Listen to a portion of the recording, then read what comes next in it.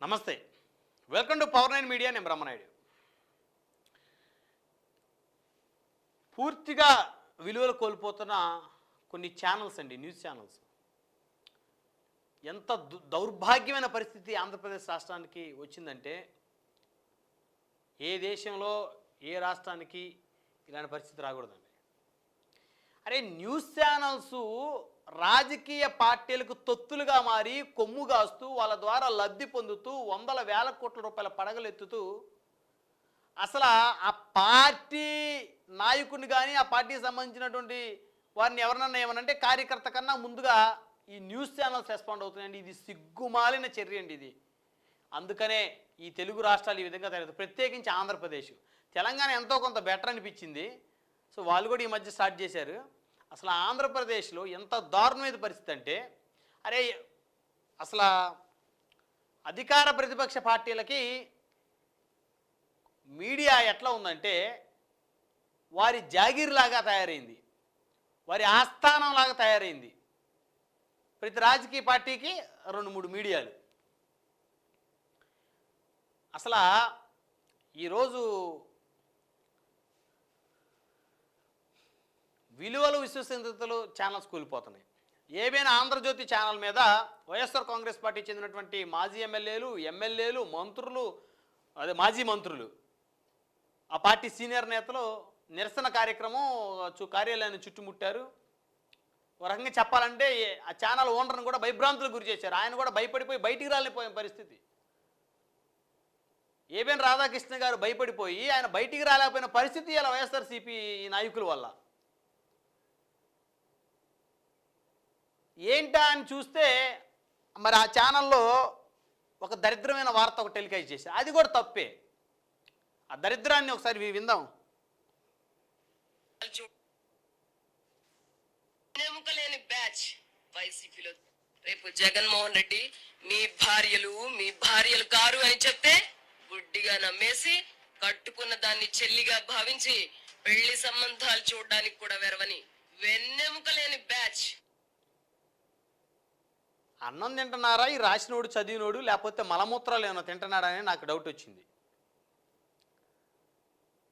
ఎవరైనా భార్యలకి వేరే వాళ్ళతో సంబంధాలు చూస్తారండి? ఎంత నీచం అసలు.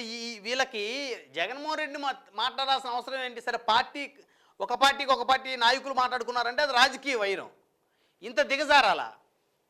ఇప్పుడు వాళ్ళందరూ ఈ కార్యాలయం మీద దాడికి వచ్చారు. ఏంది ఎటుపోతుంది అంటే రాష్ట్రం పరువు, రాష్ట్రం దాడి పక్క రాష్ట్రమైన తెలంగాణలో కూడా పోతుంది. చదివే వాళ్ళకైనా ఉండాలి కదా కామన్ సెన్స్. ఇక్కడ ఒకటి కాదండి వీళ్ళది. ఇంకా ఇప్పుడు జగన్మోహన్ రెడ్డి గారికి వైఎస్ఆర్ కాంగ్రెస్ పార్టీకి సాక్షి ఛానల్ వాళ్ళు ఇంతకన్నా వాళ్ళు దారుణంగా ఉన్నారు. వాళ్ళ ఛానల్లో కూర్చొని అమరావతి రాజధాని, వేశ్యల రాజధాని మాట్లాడించిన పరిస్థితి. ఇదేమో వీళ్ళు చూస్తేనేమో ఇది వైసీపీలో తయారైంది. రేపు జగన్మోహన్ రెడ్డి మీ భార్యలు కారు అని చెప్తే గుడ్డిగా నమ్మేసి కట్టుకున్న దాన్ని చెల్లిగా భావించి పెళ్లి సంబంధాలు చూడడానికి కూడా వెరవని వెన్నెముకలేని బ్యాచ్. అంటే దాని అర్థం ఏంటండి? ఎంత నీచ అసలు. ఈ పదానికి జర్నలిజమా ఇది? ఎవడన్నా మనిషి అనేవాడు జర్నలిజం అంటాడు దీన్ని? ప్రతి ఒక్కడికి ఒక రాజకీయ పార్టీ అంటే ఇష్టం ఉంటుంది, వాడి కులం ఉంటుంది, వాడి మతం ఉంటుంది, వాడికి ఒక పార్టీ అంటే ఇష్టం ఉంటుంది. తప్పులేదు, ఓటేసుకోవచ్చు. నాకు కులం ఉంది, మతం ఉంది, నాకు నచ్చిన పార్టీ ఉంది, నేను కూడా ఎలక్షన్ టైంకి వెళ్ళి గమ్ముగా ఓటేసుకొని వస్తాను, నా ఇష్టం. అంతేగాని నాకు నచ్చిన పార్టీ కోసం ఈరోజు నేను జగన్మోహన్ రెడ్డి గారినో వాళ్ళ భార్యనో వాళ్ళ కూతురునో తిడితే ఊరుకుంటారా జనం? చెప్పులతో కొడతారు. సరే, నాకు నచ్చిన పార్టీ కోసం చంద్రబాబు నాయుడు గారినో లోకేష్ గారినో లేకపోతే వాళ్ళ సామాజిక వర్గాన్ని తిడితే వాళ్ళు ఊరుకుంటారా? చెప్పులతో కొడతారు. ఎంత నీచమైనటువంటి రాతలండి ఈ రాతలు, ఈ మాటలు. అవసరమా? ఇదా జర్నలిజం? ఈ పత్రిక ఇది, ఛానల్ ఇది? పొగుడు జాకీలేయి, తప్పులేదు. జాకీలు వేయటంలో ఎవడదు. ఇప్పుడు సాక్షి జాకీలు వేసింది జగన్మోహన్ రెడ్డి గారికి. రాజశేఖర రెడ్డి గారు లేకపోతే అసలు రైతులు లేరు, పూర్తిగా బీడిపోయిన భూములు మొత్తాన్ని ఆయన పంట భూములు చేశాడు. రాజశేఖర రెడ్డి గారు లేకపోతే అసలు ఏమి లేదు అని చెప్తారు వీళ్ళు. ఈనాడు, ఆంధ్రజ్యోతి వాళ్ళు కూడా ఎన్టీ రామారావు గారు అయితే అసలు తెలుగు లేడు, తెలుగు వాళ్ళు రామారావు గారు ముఖ్యమంత్రి అయ్యాకే తెలుగు రాయటం చదవడం నేర్చుకున్నట్టు వాళ్ళు చెప్తారు. తప్పులేదు దానికి. ఆ విధమైన జాకీలు వేసుకోవచ్చు, తప్పులేదు. ఈ విధమైన మాటలు తప్పు. అంటే వాళ్ళ భార్యలే కదా, మన ఇళ్లలో ఆడవాళ్ళు ఎట్లనో వాళ్ళ ఇళ్లలో ఆడవాళ్ళు అంతే కదా. ఆ రోజు భువనేశ్వర్ గారిని నీచంగా నీచులు కొంతమంది మాట్లాడారని చెప్పేసి అందరం బాధపడ్డాం, కళ్ళమ్మడి నీళ్లు గార్చాం. చంద్రబాబు గారే ఏడ్చిన పరిస్థితి. ఆ రోజు వైసీపీ 11 స్థానాలకు పడిపోయిన పరిస్థితి. భువనేశ్వరమ్మ గారు లాంటి ఆడబిడ్డలే కదా వైఎస్ఆర్సీపీలో ఉన్నటువంటి ప్రజాప్రతినిధుల భార్యలు. మరి వాళ్ళని ఆ విధంగా మాట్లాడటం ఇది తప్పు కదా. ఇది కూడా రైటు అని ఎవడన్నా మాట్లాడితే వాడికి శతకోటి దండాలు రయ్యా. ఎందుకంటే ఇంతకు మించి దిగజారి బతకొద్దు. తప్పును తప్పుగా ఖండిద్దాం. ఆ రోజు అంబటి రాంబాబు మీద దాడి జరిగింది, ఇంటి మీద. ఎందుకు జరిగింది? ఆయన మాట్లాడిన మాటలు, భాష వల్ల. ఆ రోజు కూడా ఆ భాష తప్పు అన్నాం మనం. ఆ భాష తప్పు. 2 చట్టాన్ని చేతిలో తీసుకోవటం తప్పు. ఆయన ఇళ్ల మీదకి వెళ్ళి దాడి చేయడం తప్పు టీడీపీలు చేసింది. ఈరోజు ఏబిఎన్ వాళ్ళు ఈ విధంగా రాతలు రాయటం తప్పు. అదేవిధంగా ఆయన కార్యాలయం మీదకి వెళ్ళి ఏబిఎన్ రాధాకృష్ణ గారిని వైసీపీ నేతలు భయభ్రాంతులకు గురి చేసి పార్టీ కార్యాలయం నుంచి బయటికి కూడా రానియకుండా చేయటం అది ఇంకా తప్పు.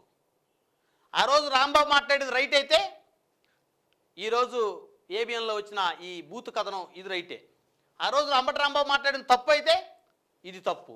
ఆ రోజు అంబటి రాంబాబు ఇంటి మీద చేసిన దాడి రైట్ అయితే ఈరోజు ఏబిఎన్ కార్యాలయం ముందు చేస్తున్నటువంటి నిరసనలు, దాడులు రైటు. ఆ రోజు అంబటి రాంబాబు ఇంటి మీద జరిగినటువంటి దాడి తప్పు అయితే ఈరోజు ఏబిఎన్ ఇంటి మీద జరిగిన నిరసనలు, దాడులు తప్పు. నేనేమంటా అంటే ప్రజాస్వామ్యాలు అందరూ ఒకటే. మన పార్టీ వాడు తప్పు చేస్తే, మర్డర్ చేస్తే, మానభంగం చేస్తే అది రైట్ అని, పక్క పార్టీ వాడు తప్పు చేస్తే, చిన్న తప్పు చేసినా అది పెద్ద తప్పు అని చెప్పటం అదే మన నాశనానికి నాంది. అదే కులం ఎక్కడ కూడి పెట్టదు.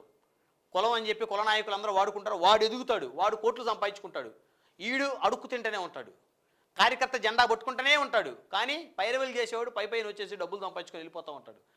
సో కాబట్టి తప్పును తప్పుగా మనం స్వాగతిద్దాం. ఈ తప్పు చేశాడు, ఇది తప్పు అని. మంచిని మంచిగానే స్వాగతిద్దాం, తప్పైనా మంచైనా ఒకే రకంగా స్వాగతిద్దాం. అంతేగాని తప్పుని స్వాగతించి మంచిని వ్యతిరేకించి లేకపోతే ఆ విధంగా చేయొద్దండి. కాబట్టి పూర్తిగా విలువలు కోల్పోతూ ఉన్నాయి. అసలు ఎటుపోతుంది సమాజం, ఎటుపోతుంది. ఇప్పుడు ఎట్నో అదృష్టవశాత్తు సోషల్ మీడియా వచ్చింది కాబట్టి సరిపోయింది. ఆ ప్రజారాజ్యం పార్టీ రోజులైతే టికెట్లు అమ్ముకున్నాడు చిరంజీవి గారు అని చెప్పేసి ఆయన కూల్చి నేలమట్టం చేస్తారు. ఆ రోజు ఆ పరిస్థితులు కావి. ఎవడన్నా ఒకటి మంచోడు ఇస్తే వాడిని నేలమట్టం చేసే పరిస్థితులు కావు. సోషల్ మీడియా వచ్చింది, పబ్లిక్ అవేర్నెస్ బీభత్సంగా పెరిగిపోయింది. సో వార్తాపత్రికలు, టీవీ ఛానల్లో చూపించినంత మాత్రం జనాలు నమ్మే పరిస్థితులు. ఎందుకంటే సోషల్ మీడియా చేతిలో ఉంటే ఇంత బుడ్డోడు కూడా టక్క వీడియోలు తీస్తున్నాడు, లైవ్లు పెట్టేస్తా ఉన్నాడు, మిలియన్స్ ఆఫ్ వ్యూస్ కొడతా ఉన్నాడు. కాబట్టి మంచిని స్వాగతించి చెడుని వ్యతిరేకించే ప్రతి ఒక్కడు కూడా ఈ సమాజానికి ఉపయోగపడేవాడు. అంతేగాని ఇవాళ ఆంధ్రజ్యోతి కార్యాలయం నిజంగా ఆ రాతలు రాయటం తప్పు, ఆ విధంగా వైసీపీలు చేయటం తప్పు. నేను రెండూ తప్పు అంటున్నా నేను. ఏబిఎన్ రాతలు రాయటం తప్పు, కానీ ఆ తప్పుకు కడుపు రగిలి వైసీపీలు ఆ విధంగా నిరసనలు చేయటం, దాడులు చేయటం 100% రైట్ అని నేనంటే నా తప్పు. నేను అన్న మాట. ఏబిఎన్ రాసిన బూతు వ్యాఖ్యలు తప్పు, ఆ బూతు రాతలు తప్పు. ఈ వైఎస్ఆర్సీపీ వాళ్ళు వాళ్ళ కార్యాలయాల మీద దాడులకి, దౌర్జన్యాలకి తెగబడేటువంటి కార్యక్రమాన్ని వీళ్ళు ఏదైతే ప్రోత్సహిస్తూ ఉన్నారో వీళ్ళ కార్యకర్తల్ని, అది ఇంకా తప్పు. ఈ రెండూ తప్పు. దయచేసి సామాన్య ప్రజలు తెలుసుకొని బయటికి రాకపోతే, ఈడిపోతే వాడు, వాడిపోతే ఈడు, వీళ్ళే ఉంటారు, ఇంకా రారు, సామాన్యులు రారు. రావాలి, ప్రతి ఒక్కరు ధైర్యంగా వచ్చి మాట్లాడాలి. ఇది ప్రజాస్వామ్యం. వాక్ స్వాతంత్ర హక్కు ఉంది మనకి. డాక్టర్ బిఆర్ అంబేద్కర్ గారు ఇచ్చిన స్వేచ్ఛ ఉంది. ఎవరికి భయపడాల్సినటువంటి అవసరం లేదు. కాబట్టి దయచేసి మీడియా వ్యవస్థలో రాజకీయ పార్టీలను భుజానేసుకొని వారిచ్చే డబ్బుల కోసం వారిని అడ్డం పెట్టుకొని దందాలు చేసి ఎంత నీచానికి దిగజారిపోతూ ఉన్నాయంటే దయచేసి మారాలి. లేదా ప్రజలన్నా మారాలంటే పత్రికలను అన్నీ తిరస్కరించండి. అన్ని పత్రికలు సోషల్ మీడియానే నమ్మండి. సోషల్ మీడియాలో ఫ్యాక్ట్ వస్తుంది. సోషల్ మీడియాలో ఎవడో కూడా అవాస్తవాలు రాయడానికి ఉండదు, అవాస్తవాలు చూపించడానికి ఉండదు. సో కాబట్టి దయచేసి మరి ఈ ప్రధాన మీడియా ఛానల్గా చెప్పుకుంటూ రాజకీయ పార్టీల అండదండలతో వేల కోట్లు పడగలెత్తినటువంటి వీళ్ళు ఎవరైతే ఉన్నారో అందరూ, నేను ఒక్కడిని అంటున్నా, ఎవరైతే విలువలు పాటించకుండా బతుకుతూ ఉన్నారో దయచేసి మీరందరూ మారండి. కొంచెమన్నా మారండి మీరు. లేకపోతే ఈ సమాజం పొల్యూట్ అయిపోతుంది. ఇప్పటివరకు చాలా సంపాదించారు, కొంతమందికి పదవులు వచ్చినాయి, కొంతమంది డబ్బు వచ్చింది, కొంతమంది విచ్చలవిడిగా సంపాదనలోకి పడిపోయిన పరిస్థితి మీడియా వ్యవస్థల ఓనర్లు. కాబట్టి దయచేసి కాస్త మంచి రాయండి, న్యూట్రల్గా రాయండి, న్యూట్రల్గా మాట్లాడదాం. తప్పుని ఎవడు చేసినా తప్పే అందాం.